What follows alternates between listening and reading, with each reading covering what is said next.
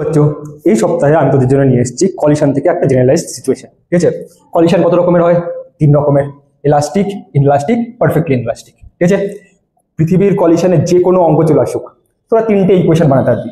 একটা হচ্ছে coefficient of রেস্টিটিউশনের ইকুয়েশন, কোফিশিয়েন্ট অফ রেস্টিটিউশন মানে velocity of separation divided by velocity of approach.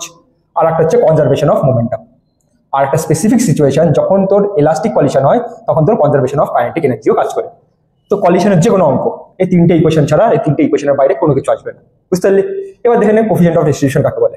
Coefficient of restitution হচ্ছে velocity of separation divided by velocity of approach. মানে কি, ধর m1 একটা ভেলোসিটির সাথে যাচ্ছিল, m2 একটা ভেলোসিটির সাথে যাচ্ছিল, কলিশনের পর ওদের ভেলোসিটি v1 ড্যাশ আর v2 ড্যাশ হয়ে গেল। তার ভেলোসিটি অফ সেপারেশন আমরা কিভাবে বের করবো? যে কোনো একটাতে অবজারভার বের করে নেবে। ঠিক আছে, হয়তো এটা অবজারভার, না এটা অবজারভার, আমি ধরে নিলাম এটা অবজারভার। তো এটার রেসপেক্টে v1 এর ভেলোসিটি কি হবে? v1 minus v2 dash divided by velocity of approach.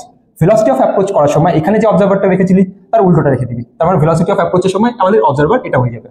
এটা দেখতে গেলে এটার ভেলোসিটি কত হবে? v2 minus v1। তো velocity of separation by velocity of approach direct হয়ে গেল একটা ইকুয়েশন। দ্বিতীয় ইকুয়েশন হলো কনজারভেশন অফ মোমেন্টাম। বুঝতে পারলি? এটাই ছিল কলিশনের পুরো চ্যাপ্টার।